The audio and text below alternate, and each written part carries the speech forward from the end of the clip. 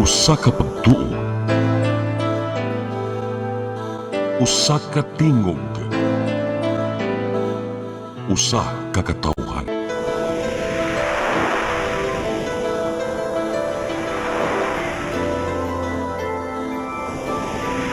Cebu Catholic Television Network.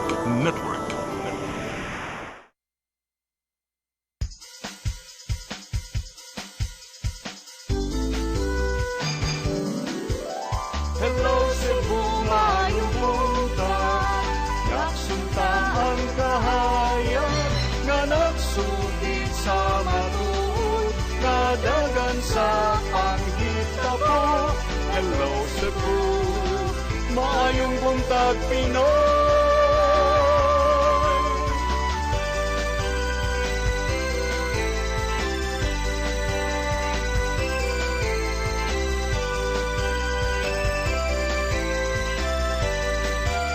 Ang katutulungan sa mga katawhan.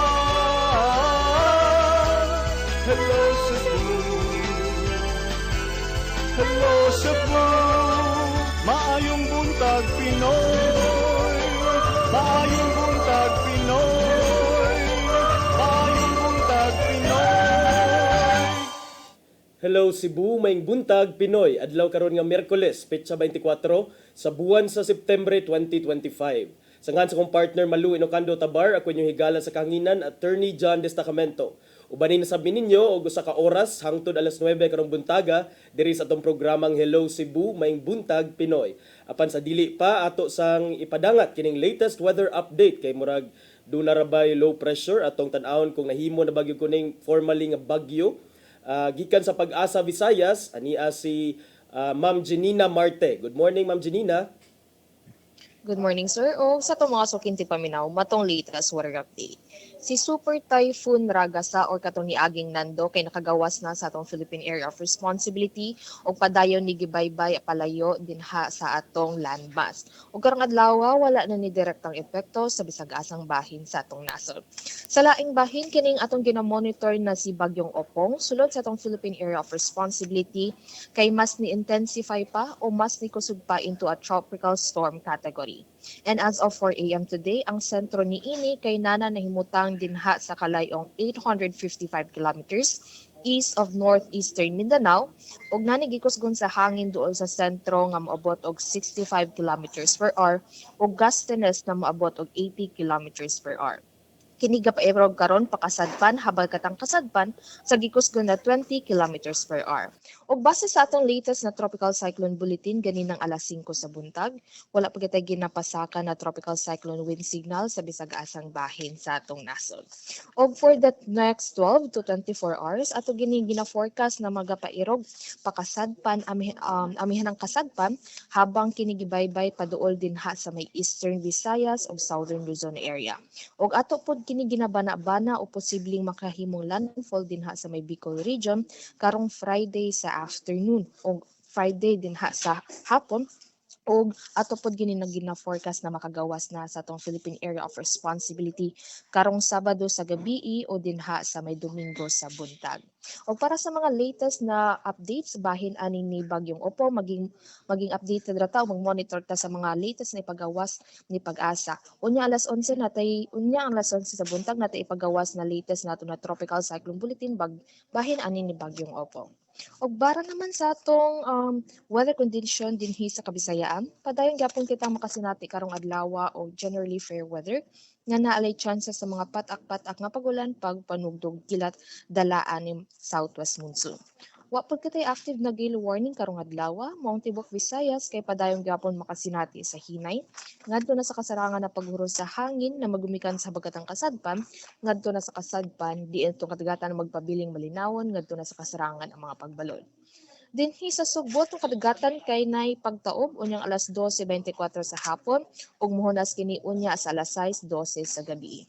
Temperatura nato for the next 24 hours magduwa kini sa 25 ngadto na sa 32 degrees sentigrado ug atong haring adlaw kay mosalop unyang alas 5:39 sa hapon. Og matong latest weather update gikan diri sa buhatan sa DST Pagasamaktan kini si Janina Marte mayong buntag ug daghang salamat. Ma'am Janina. Yes sir. Yes, good morning, ma'am. kining si Tropical Storm Umpong, ma'am, no? Umpong iyang Yes, pangan. sir. Okay. Kini si Tropical Storm Umpong, ma'am. Unsay epekto niya sa probinsya sa Sugbo ug mga silingang mga dapit, ma'am? Magdaba ni siya uwan katong dili kayo directly affected sa iya kay nag-mention magaganina nga Eastern Visayas, Bicol region, Southern Luzon, but here in Cebu, ma'am, og mga neighboring provinces, unsay iyang epekto? Yes, sir. Sir, kining si Tropical Storm Opong, bisag din ang iyang track kay dinha generally sa Eastern Visayas ug Southern Luzon area. Pero since dako man ni siya iyang diameter, so makadala gihapon ning mga pag-uwan-uwan dinhi sa Kabisayaan, lakip na dinhi sa Sugbo, ug lakip anang iyang mga pag-uwan-uwan kanang mga kusog na paghuros sa hangin. So dako ni nga bagyo, ma'am, pero nag-mention ka ganina hinay siya no kay 20 kilometers per hour ba to ang iyahang pag-move? Yes, sir. Karon sir, gapa-move ni siya. Yagi kusgon sa pagdagan kay 20 kilometers per hour kasadpan pa habagatang kasadpan. Pero dako ni siya nga bagyo. So, magpaabot mi sa inyong latest weather bulletin, ma'am, karong alas 11 ingon ka. Kay aron ato sa ding ma-monitor kay aron sa ato mapahibaw atong mga kaigsuonan, ma'am, no, sa latest weather update unya. Yes, sir. Maging update lang gyapon kita, sir, natay pinaka-latest unyang alas 11, sir. Okay, daghang salamat, Ma'am Janina Marte, ang atong weather forecaster, gikan sa Pag-asa Visayas alang sa imong latest update. Nya, maayong buntag kaninyong tanan diha sa inyong buhatan, ma'am. May way sa pa yan, sir.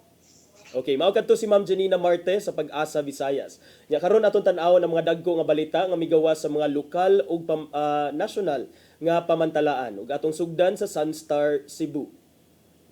Sa Sunstar Cebu, Raps versus Duterte reveal drug war killings network.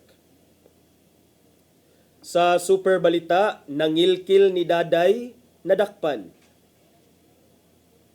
Sa The Freeman, Ombuds denies Gwen's motion, former governor to bring case to the Court of Appeals. Sa Banat News, naungo sa pornography, nagduwa sa kinataw at tubangan sa PWD. Sa Philippine Daily Inquirer, flood raps set versus Joel, Jinggoy, Zalde, 3 others. Sa The Philippine Star, flood control graph raps poised versus 3 lawmakers and DPWH official. Sa Manila Times, Estrada, Villanueva, Co, Revilla facing charges. Ug sa Tempo, Alcantara speaks, DOJ eyes whistleblower role for ex-DPWH engineer. Mao kadto ang mga front pages sa mga lokal ug national nga mga newspapers dinhi sa atong nasod. Sa atong pagbalik atong susihon ang mga balita nga nahipos sa atong CCTN News and Public Affairs team. Please stand by. Hello Cebu, hello Cebu, maayong buntag Pinoy, maayong buntag Pinoy, maayong buntag Pinoy. Discover the beauty of the Philippines.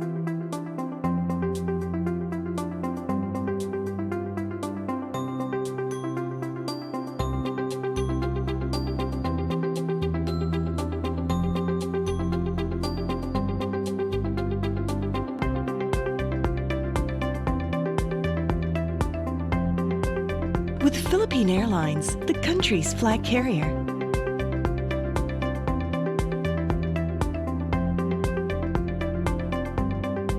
The airline that lets you feel the warmth of the nation.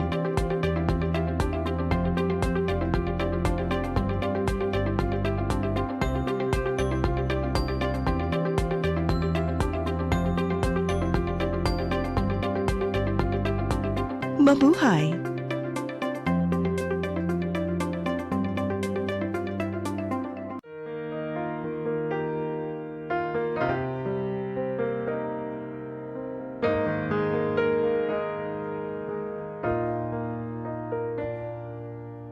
Heal me, O Lord, and I will be healed. Save me, and and I will be saved. Heal me, O Lord, and I will be healed. For you are the one I praise. You are the one I praise. Sing it with me. Heal me, O Lord, and I will be healed.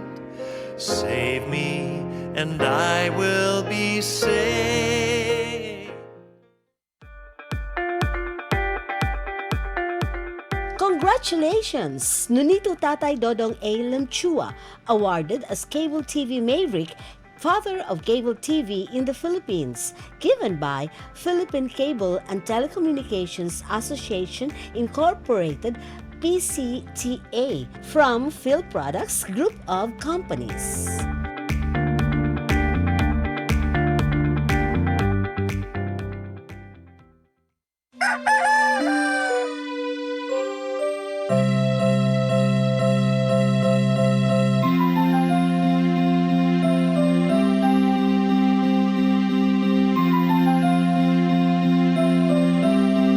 Wala na dita, ma! Palud, ma! Sorry ma'am, na-late ko. Nangita pa mong gugo para internet sa kong anak, ma'am. Ay, wala na yung problema. Pag sinisibo. Sinisibo, sinisibo, For your internet connection, and for the signal of your cable TV. so fast and straight, that transmission to your home. Sinisibo. Sinisibo, sinisibo, Offers you to have fiber optics. for your viewing experience, perfect and clear so fast. So great and affordable for you to enjoy. Cine Cebu Television Network Incorporated offers fiber to the home broadband internet bundled with fiber to the home cable TV connection. Cine Cebu Television Network Incorporated, with its operation in Metro Cebu and the whole province of Cebu soon. And affordable for you to enjoy. Sinisibo.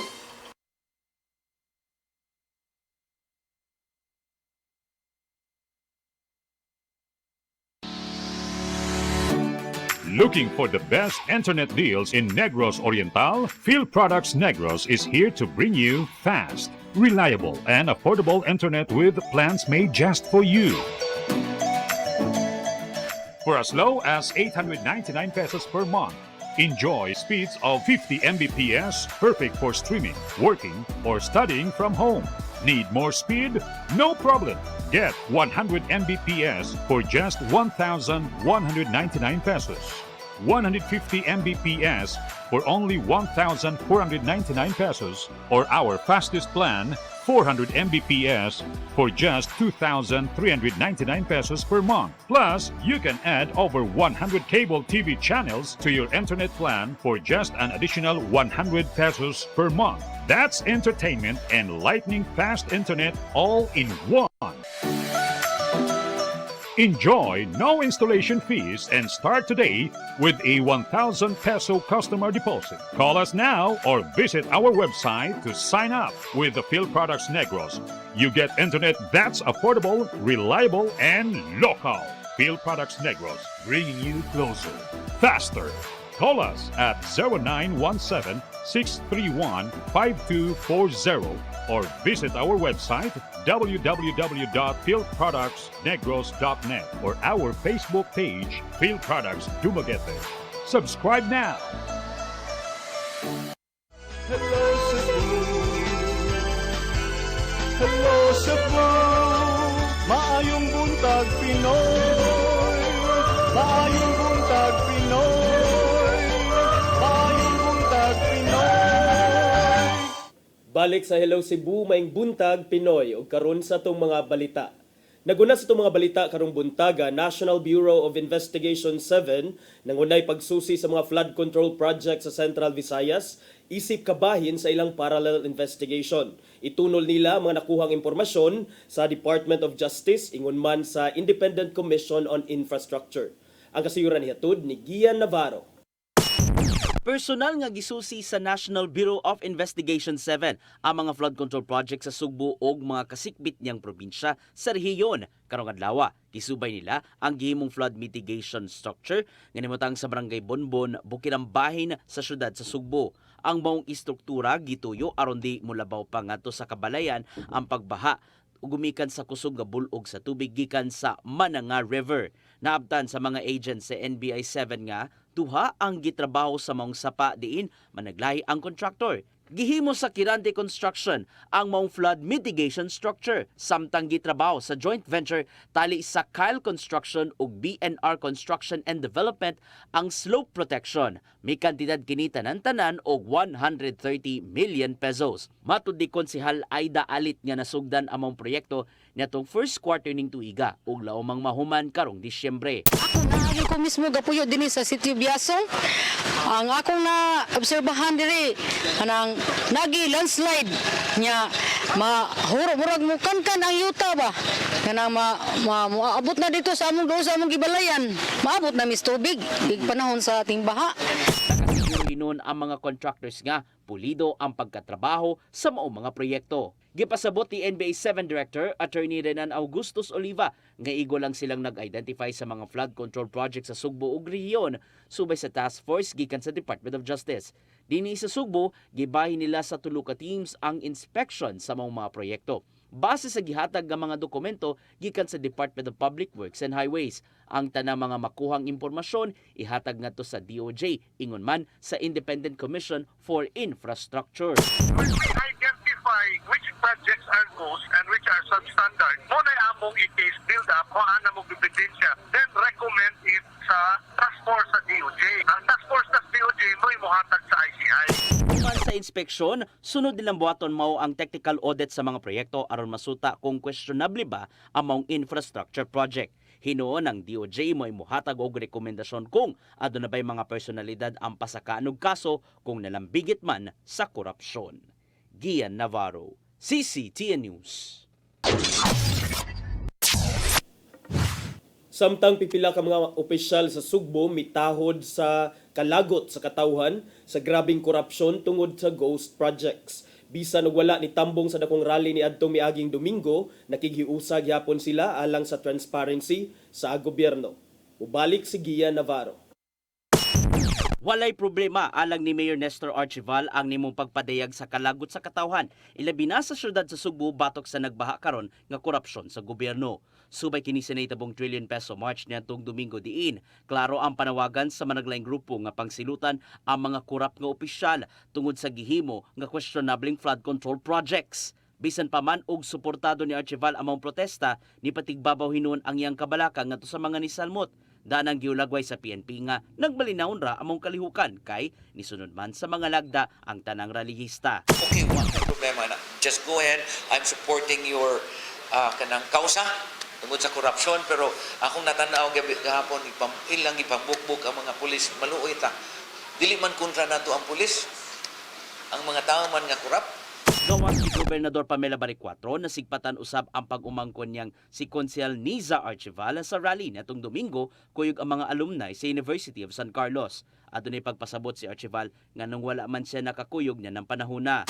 Okay, of course, moadto ko gahapon, pero pagpadong na ko, gitawagan ko na isunog. So, that's it. Walang usab nagpauwahi sa pagpadangat sa kasagmuyo si Cebu Vice Governor Glenn Anthony Soco batok sa nagkagrabing korupsyon tungod sa mga questionabling proyekto. Gawa sa iyang pag-uyon sa nitabong protesta, niapilo sab si Soco sa panawagan sa katawhan nga ipatigbabaw ang transparency sa panggobyerno aron mahunong na ang korupsyon. Giangkon niyang makapaluya ang mga nanggawas kabalita bahin sa mga kickback sa opisyal gikan sa dakong pundo sa ghost projects. Kung may namduman, usa si Soco sa mga nangingusog nato sa Department of Public Works and Highways alang sa komprehensibong drainage master plan sa Metro Cebu. Gian Navarro, CCTN News. Sa laing balita, Mandawi City Hospital makapaghigayon na og mga dagkong operasyon human na instalar ang automatic transfer switch. Samtang gigahinan usab ang ospital og pundo alang sa dugang tambal og medical supplies. Ang kasayuran nihatod ni Mary Rose Sagarino. Human sa 8 ka tuig, malampusong nakapahigayon og emergency cesarean operation ang Mandawi City Hospital. Ang operasyon gihimo kagahapon o gikonsidera nga usa ka milestone sukad nga gi-renovate ang ospital og na-downgrade ngadto sa infirmary level ni adtong tuig 2019. Ang tambalanan kasamtangang adunay level 1 status.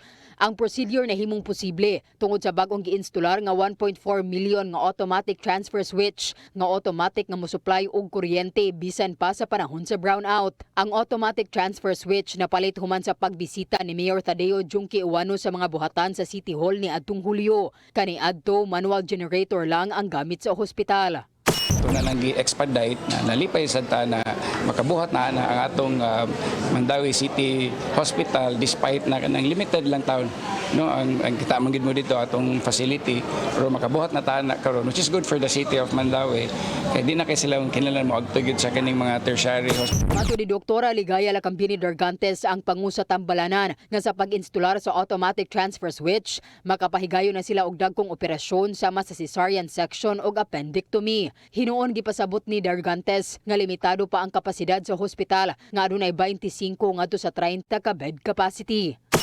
Yes, but kanang amo ra sad na siyang itimbang ma'am na just to make sure nga dili sa ingon na ma-overwhelm bitaw. Ipalumangnuan niya ang publiko nga kutob lang sa level 1 hospital operations ang ilang mahimo ug ang mga komplikadong kaso i-refer gihapon sa mas dagkong hospital. Alang sa mga residente hilabi na kadtong mga PhilHealth member, mato ni Ligaya nga halos libre na ang bayran. Aduna usab i-konsulta alang sa outpatient care ug ang ubang wala ma-cover sa PhilHealth ana ang medical assistance for indigent and financially poor patients kon MAEF o GAEX program sa City Social Welfare and Services. Samtang gigahinan usab sa syudad og 1.2 million pesos nga kantidad sa tambal og medical supplies ang hospital. Mary Rose Sagarino, CCTN News. Sa pagpadayon sa itong mga balita, kapulisan sa syudad sa Sugbo magsugod na sa pagbadlong sa mga manaygon nga mosakay og mga pampublikong sakyanan nga naghatag kanila og peligro sa disgrasya. Lakip sa patutukan ang mga manaygon ang mga mangayog pinaskuhan diha sa kakarsadahan. Ang kasayuran nihatod ni Arnold Bustamante. May pagawas o kamanduan si Cebu City Mayor Nestro Archibal ngadto sa kapulisan sa Rekbe sa Sugbo nga hipuson kini mga manaygunay nga musaka sa mga publikong sakyanan tungod kay naghatag kining peligro kanila.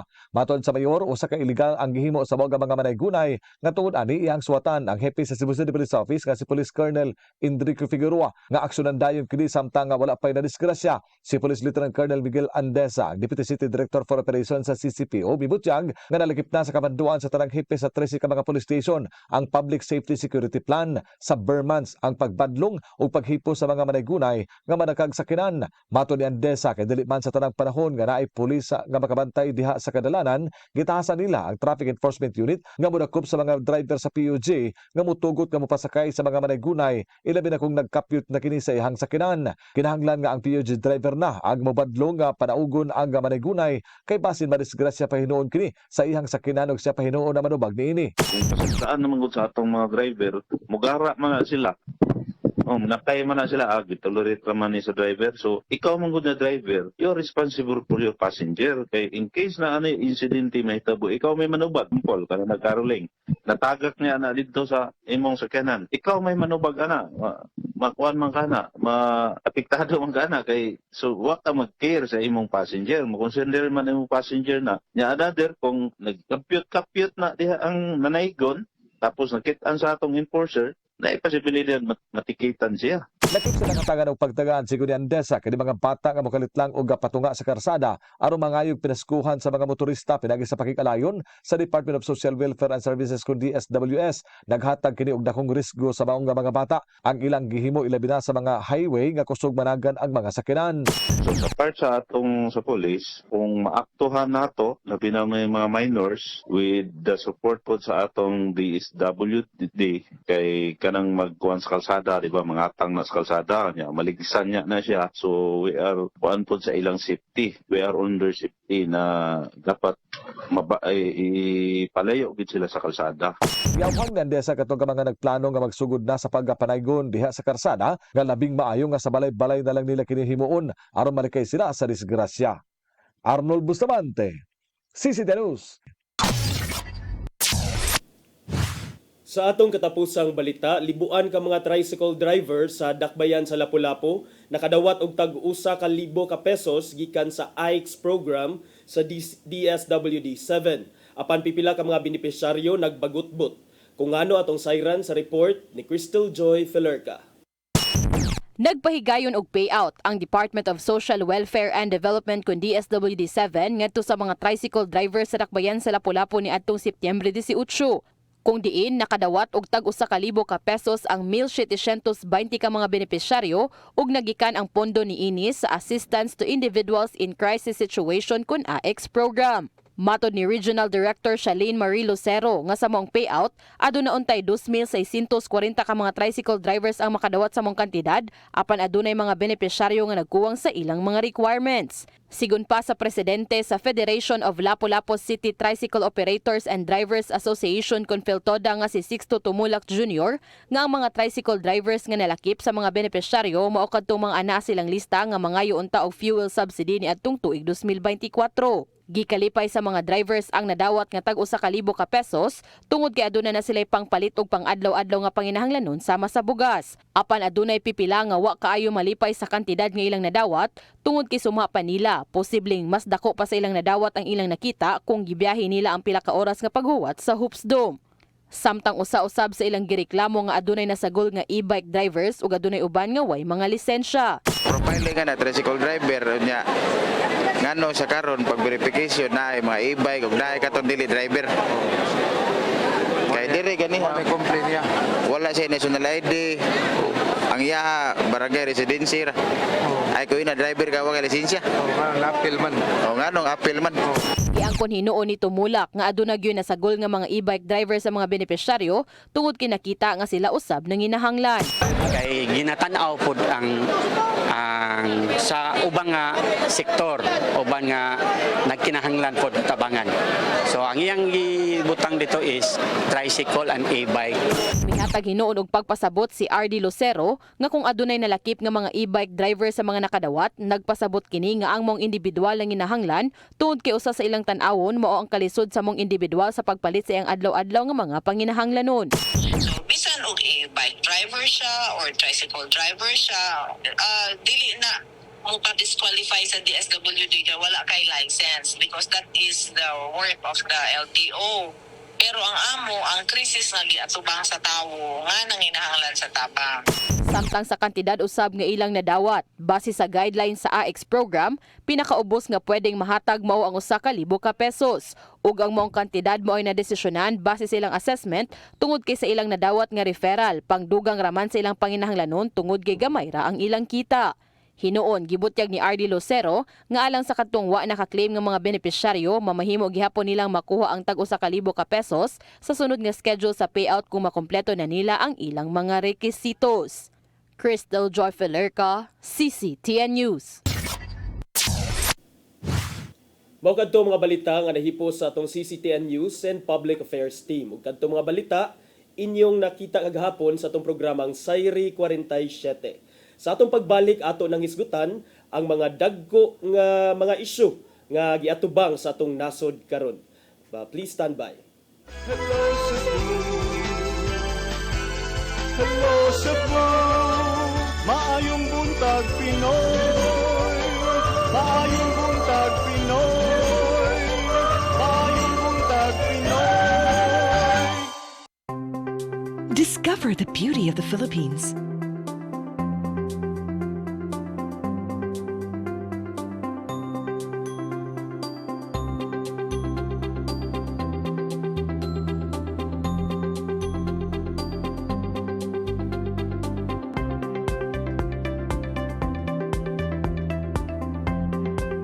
With Philippine Airlines, the country's flag carrier.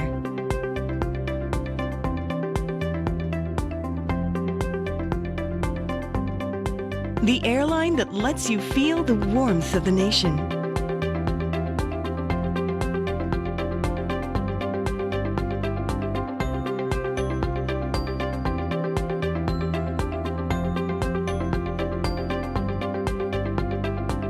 Mabuhay!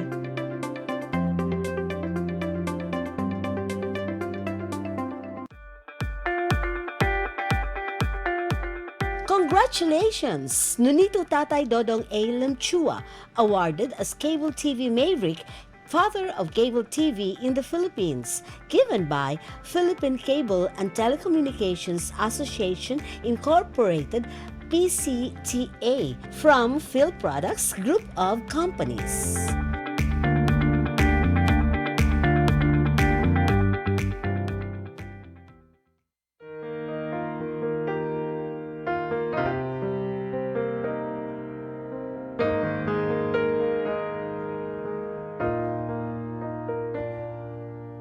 Heal me, O Lord, and I will be healed. Save me, and I will be saved. Heal me, O Lord, and I will be healed. For you are the one I praise. You are the one I praise. Sing it with me. Heal me, O Lord, and I will be healed. Save me, and I will be saved.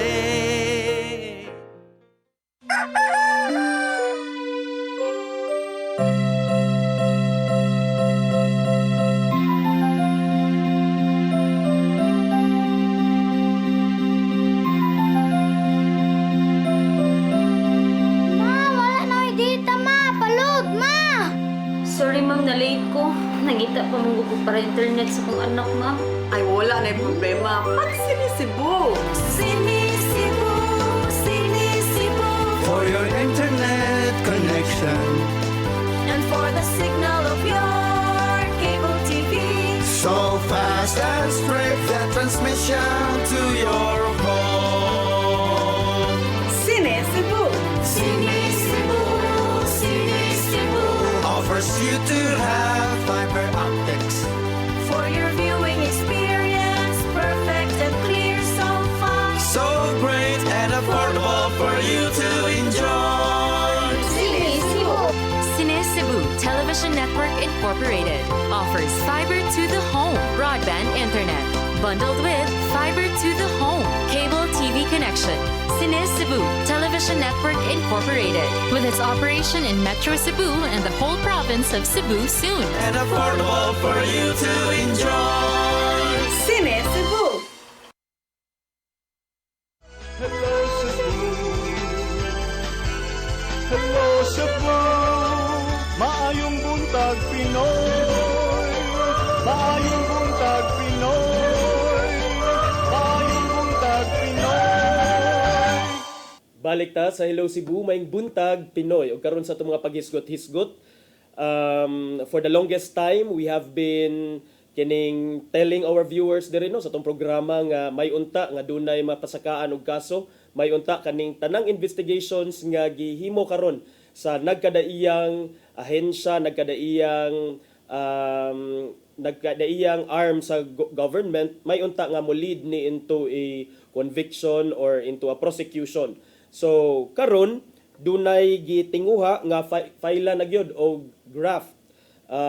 Kasong graft ang pipila ka mga notado nga mga individual nga dawit aning flood control projects, especially na didto sa probinsya sa Bulacan.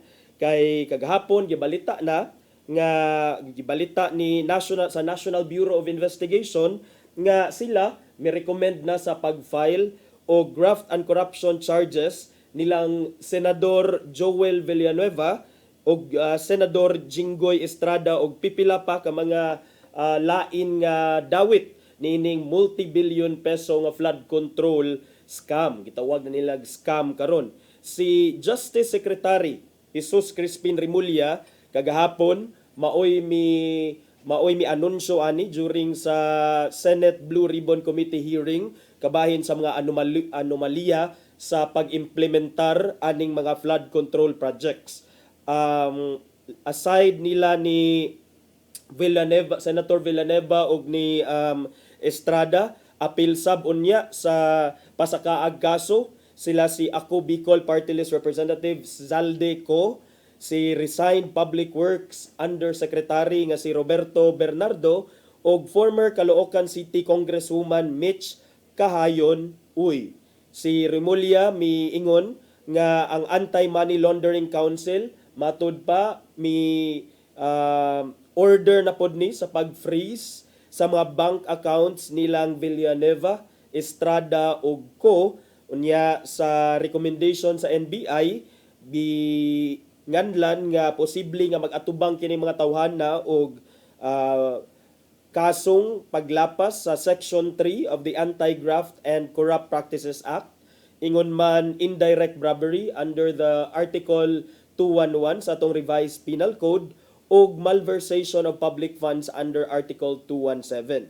So si Remulla miingon nga so far kaning mga tawhana mausay pasakaan og kaso pero duna pay nagtan-aw sad sila nga they are studying a case of Commissioner Lipana o sa iyahang asawa nga maoy contractor since it was also discussed kagahapon ni Engineer Alcantara.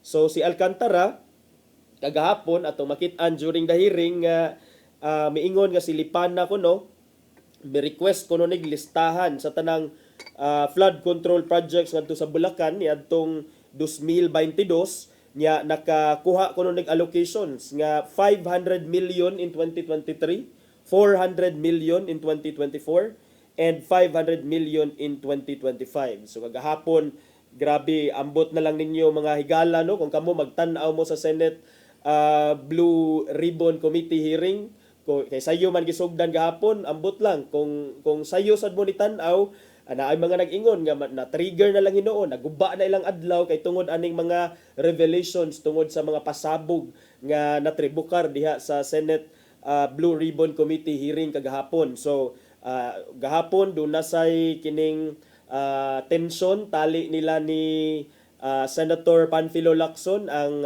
chairman sa Blue Ribbon, ingon man kang Senator Marcoleta, Rodante Marcoleta kay matud pa ngano kunong si Senator Marcoleta iyaha man kunong it seems that or it appears nga ngano kunong iyahang paboran kining mga diskaya in terms of katong sa debate kung kinsa gyoy dapat mahimong state witness. Pero sa iyang bahin sad si Senator Marcoleta niingon sad nga we have to follow what is written on the law, what is written on the rules in terms of kinsa gyud ang atong pilion nga kining state witness. So kagahapon sad mga higala nadawit sad ang pangan ni former Senator Bong Revilla nga kauban ko no nila ni Senator Jinggoy ug Senator Villanueva kay matud pa si kuan ko no kani silang si ang DOJ they are trying to determine kung naabay need to recommend a freeze order on the assets of Lipana and also former Senator Ramon Bong Revilla kay lagi giingon ni nga si Revilla kuno si Bong Revilla nakadawat kuno nig mga kickbacks gikan sad sa mga public works projects samtang siya senador pa niya sa DOJ after briefly excusing himself and Alcantara from the Senate hearing kagahapon si Remulla miingon nga they are studying whether the former DPWH official can qualify under the Witness Protection Program. He said nga si Alcantara, ayan pasabot ani si Alcantara. Si Alcantara has shown willingness to return the money he illegally obtained from anomalies in the project implementation. So, karon do na nay mga pangan nga atong mapasakaan og kaso base sa investigation. So hopefully kani siya do na sad tay mga igo nga ebidensya nga pwedeng mahapak sa ilang pakita alang sa ilang involvement kay kung di pod mga higala kung dili ligo na tong kaso kay wa tay mga ebidensya useless sa gihapon ni ang ato ang paghiring-hiring, useless sa gihapon ang ato ang pag-file og kaso. So hopefully it will really lead to prosecution and also conviction. Managot na ang dapat nga managot, wa tay pili diri regardless sa kolor mga higala kay ang ato ang kalagot walay kolor nga ilhan. Kung kinsa nang tanan diha mga korap sa gobyerno aw kana silang tanan atoan nang mo-demand ta og transparency and accountability sa ilaha. Sa dili ta magpada sa ato ang gisuportaan last election or sa atong gisuportaan karon magisuportahan o wa gisuportahan, dapat nga mo demand tag transparency because this is the kaban sa ato ang nasod maoy at stake. Ang billions, millions in taxpayers money nga ato ang gibayran sa atong mga ginikanan, gibayran natong mga magbubuwis, sa atong mga igsuon, sa atong mga pamilya, sa atong mga amigo, sa mga trabahante nga nagkuan nito kanda kuba sa pagtrabaho diha. Every payday madidakan sa ilang mga buwis. Every payday dunay mga deduction sa pagpalit og mga palaliton sa groceries, dunay VAT, dunay klase-klase nga tax, only to end up nga pangsuyupon ra di ay aning mga gahaman sa gobyerno in conspiracy aning mga contractors o uban pang mga nagpakasasa diha sa ato ang panudlanan. So kita wala tay kaluoy, di kay sila mga higala wala naluoy sa ato sa dihang ila ning gibuhat nga ilahang gitapyasan og dagko nga mga porsyento ang mga projects na supposedly para sa ato ang kaayuhan, para sa kaayuhan sa ato ang tagsa-tagsa ka mga lugar. Kay kini dili naman ni tinarong sa dang ilaha, so they don't deserve sa atong kaluoy. So kani mga higala ato nang gikaingon, hopefully do na unta lagi nga ma-convict, dunay mga mas pasakaan pagkaso aside ani nila, because let's not forget nga these are just few of the many people who are involved in this massive scam. And that is just Bulacan, mga igsuon. Doon na patay mga lain nga mga probinsya, doon na patay mga lain nga projects nga diha sa DPWH. Kumusta ka ni mga laing projects? Kumusta ka ni mga laing contractors? And that is only mentioning even the DPWH. What about the other agencies of the government? The Bureau of Customs, for example, kining uban pa mga ahensya sa government. Dili nato kining pilion. Kay dili lang ang corruption is not a monopoly of just one government agency. So, of course, that is maybe too much to ask, too much to demand from the government, from our authorities at this point. Maghinay-hinay lang sa ta. But let's not forget nga dili lang DPWH ang atong kinahanglan nga pangayuan og resibo, pangayuan og kining accountability, but also the other agencies of the government and the other government officials. So mo na mga igsuon, kagahapon mao lagi to dunay tension tali nila ni Senator Panfilo Lacson og ni Senator Rodante Marcoleta, kay matud pa sa hearing kagahapon bag-o pa unta to magsugod ang hearing, pero si Marcoleta ni brought up mandayon sa pronouncement ni Lacson ato gi-interview siya ni Miss Pinky Webb niya. Miingon siya nga, oy Senator Mr. Chair, sa imong interview ni Pinky Webb niingon man ka nga si Bryce Hernandez is a more credible witness than the Diskaya couple. So matud pa nga katukunong pangutana ni Marcoleta was only a prejudicial question, pero gipagnganda yon siya og kining mic ni Senator Panfilo Lacson, kay ingon siya kaaga-aga, gusto mo na talaga akong kining kuan kadto tayo niyang i-brought up. Ningon siya, are you trying to steal the show here? Gusto ba nimo nga ang limelight diha sa imuha? Ingon si Marcoleta nga, no, I am just trying to follow the law. We are just trying to follow the law. Mato di Marcoleta nga prejudicial question kuno to ang mga remarks ni Lacson sa iyang interview with Pinky Webb, as even as he is the present Blue Ribbon Committee chairman. Pero matud sad ni Panfilo Lacson, no, that was my personal opinion. Ako atong opinion during the interview, and it was not a statement that I said during the hearing here in the Blue Ribbon Committee. So nganong mo comment man kadidto nga amtoy labot sa ato ang gipangsulti na discuss diri sa Senate Blue Ribbon. So si Lacson maingon nga iyahara tong personal opinion outside of the hearing or outside of this hall, which Marcoleta, he said, cannot question. Si Lacson maingon na time pa bi ato sa ning i-suspend kay murag sige man sila og verbal tussle ni Marcoleta. Matod niya nga, what's your point, Senator Marcoleta? Are you trying to steal the show this morning? Are you creating trouble to prevent the proceedings? Why are you so protective of the Diskayas? Si Marcoleta, sa iyang bahin, ihimakak niya nga miproteher siya sa mga diskayas. Sa ang iya lang gustong mahitabo kay ang maybe the diskayas could be in a better position to tell all about the kickback schemes while under state protection. Matod diya nga, I will register my continuing objection and I will question the objectivity of these proceedings in the plenary. Nya pagkahuman si Marcoleta ni nakig-engage na sad with Justice Secretary Jesus Crispin Remulla, still medyo init na sad ang ilang panagbangi kay nagkuan sila, nagdebate sila kung kinsa gyud ang unsa gyud mga requisites under the law sa state witness protection program. So mao to si Marcoleta miingon nga restitution is not among the requisites for entry into the witness protection program. Unsa maning restitution mga higala? Kay di ba na may mga sugyot nga before kuno ni sila himuon nga mga state witness ipambalik sa nila ang ilahang mga nakawat, ipambalik sa nila ang mga kwarta nga ilang nakamkam. That is restitution, ibalik kung unsay gikuha. Pero matod ni Marcoleta nga Mr. Secretary, 2 days ago sa last nga hearing, we somehow settled the issue that restitution is not a requisite for an applicant for the witness protection program. Si Remulla maingon nga, it's not in the law. But for me, sir, it's not only the law that dictates the need for it, it's also what is morally right. So, matod ni Remulla nga, yes, wala siya sa balaod, pero para sa for our moral compass, in terms of morality, I think it is moral to do it. Nga dapat ibalik sa mga nangawat kung gusto sila nga mo apply og witness protection. Si Remulla mi explicar nga ang restitution kuno is a matter for the courts.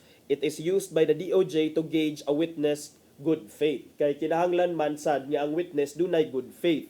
Sa manang good faith nga wala nga ang iyahang pag-tell all, ang iyahang pag-witness is motivated by an earnest desire jud to tell what's really true and what's really correct, what are really the facts og dili kaning mga pagpamakak.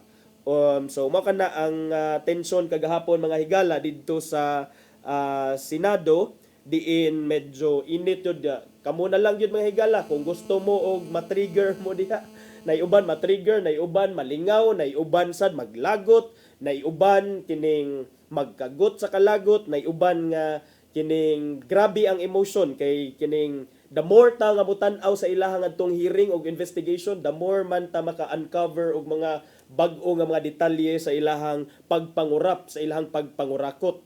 So in fact kagahapon ang mga netizens pod nga ukay tungod atong statement ni Senator Erwin Tulfo nga matod pa niya kuno sometimes it's okay to bend the law to uphold the public's welfare, to uphold the public's interest. O kana sad siguro murag dili ko muuyon anak kaysa akong nastudyuhan ang ako man to nastudyuhan in law school kay Duralex sed lex. So even if ang balaod harsh, even if ang balaod sakit, even ang balaod lisod, even if ang balaod is stricto, but that is the law. And because it is the law, we ought to follow the law. Kay mag-unsa man ang balaod kung dili nato sundon. Kung mahimo tag excuse nga lisod ang balaod, kung naatay laing excuse in implementing the balaod. And it was just saddening to see a senator, a solon, a lawmaker, a legislator nga mauna iyang trabaho pagpanday sa balaod, nya matud pa pwede kuno tuison ang balaod kung dunay rason. No? Iyang rason hinoon ingon siya for the public's interest, para sa welfare kuno sa mga Filipino people. But no, regardless of unsa ang ato ang justification sa pagtuis, I don't think nga ang pagtuis is ever justified. Because ang balaod gibutang diha for a certain purpose, to uphold a certain state policy, and it is not to sometimes it may be to favor the Filipino people or the ordinary citizen, but it's not all the times nga mo favor lang siya og usa ka tawo. Sama gud ani atong balaod sa atong labor laws, dili ra man na pirmi pabor sa mga empleyado. naasay mga balaod sa atong labor code nga mupaborsad sa mga employers. Kay ngano man, you cannot use the labor code to also antagonize or to also oppress the employers. Mo nang there should be a balance. So mo na kung unsay nakalati diha sa balaod, supposedly mao na ang atoang i-follow. And mo tong nagkatawa lang ko gahapon, and I think that was the collective sentiment sa online na yung mga memes nga pwede naman di ay Duralex, Sedlex, nahimo ng Duralex, Bendex, kay pwede man kuno mabend ang balaod, matod ni Senator Erwin Tulfo. So mo na inahitabo kagahapon. Nya diri sad sa natad sa mga lokal nato nga issue, mga higala kagahapon sad dunay gipagawas nga desisyon na ang Office of the Ombudsman kabahin atong ni file manggod ni si Cebu Governor Gwendolyn Garcia og motion for reconsideration about atong ruling sa Ombudsman nga nakakommit kuno siya conduct prejudicial to the best interest of the service and simple misconduct tungod atong iyang kaso. May labot sa pag-issue niya og special permit alang sa pag-desilt sa Mananga River, pagpangubkob diha sa Mananga River without first securing mga environmental compliance certificate gikan sa Department of Environment and Natural Resources. So ang attempt sa kampo ni Garcia nga unta balihon tong prior ruling sa Ombudsman, wala kini nagmabungahon kay wala gi-reverse sa Ombudsman ang iyahang permero nga ruling kabahin sa mi-invoke man to siya doctrine of necessity unta si Garcia. Pero kini gi-reject ni sa Ombudsman sa mga doctrine of necessity kay matud pa sa kampo ni Garcia, it was necessary for the provincial government nga magpa-desilt didto even without those alleged failure to provide or to secure those permits kay matud pa duna manggoy El Nino panahon atong 2024 ug tungod sa El Nino dunay water shortage sa Cebu kay bawo naman ta nga kining Mananga dunay Mananga Dam, kining Mananga River usa sa mga sources of surface water sources sa MCWD nga mausay gidistribute diha sa mga konsumidor sa MCWD dinhi sa Metro Cebu. Pero sa iyahan nga complaint kani si Moises Garcia de Iparine, mao ni ang nag-file jud sa original complaint dito sa opisina sa Ombudsman. Mingon siya nga wala kunoy ECC, walay certificate of non-coverage from the DNR ang kampo ni Garcia. Nya since kana nga area diha is part of a protected watershed, the Ombudsman treated the missing ECC as a critical legal requirement.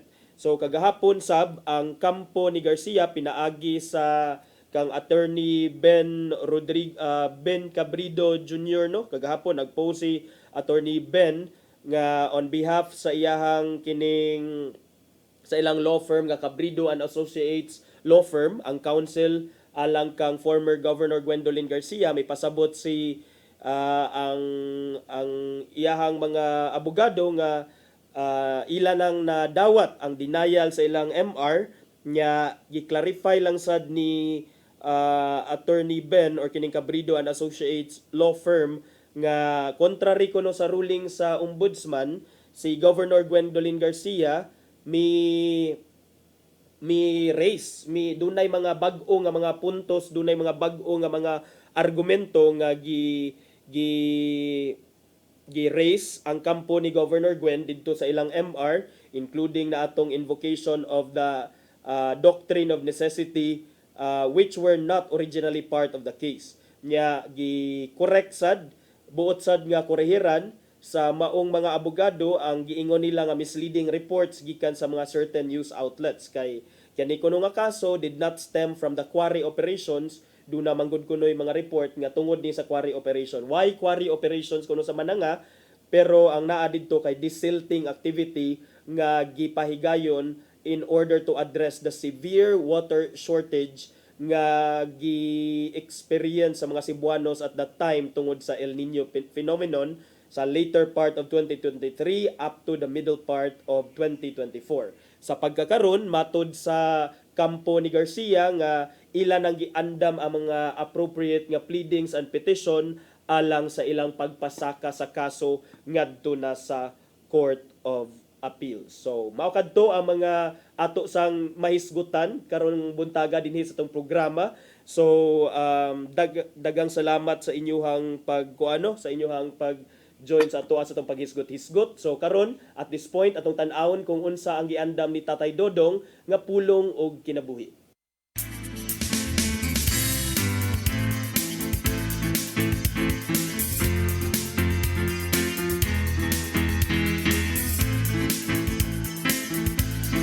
Ang pulong mo, ang diwat sa ko.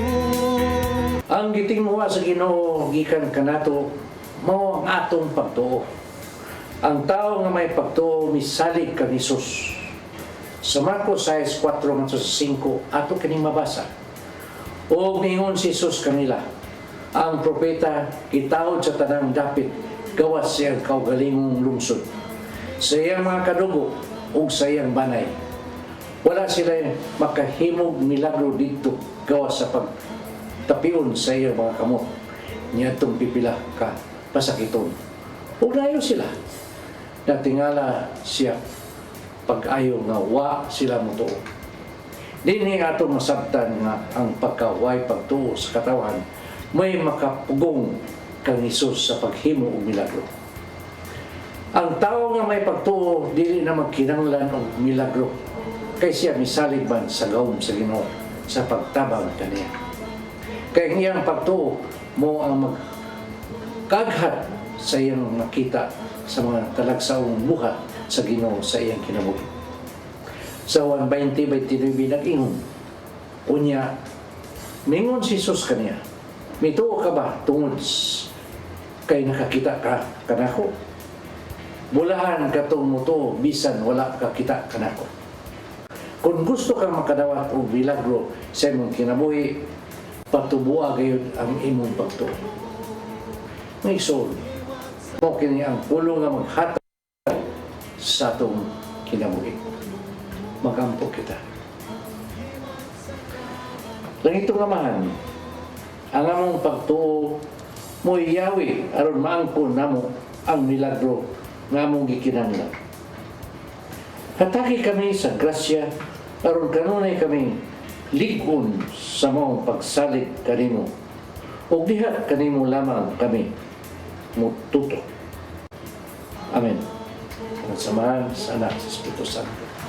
Ang pulong mo, ang diwat sa ko.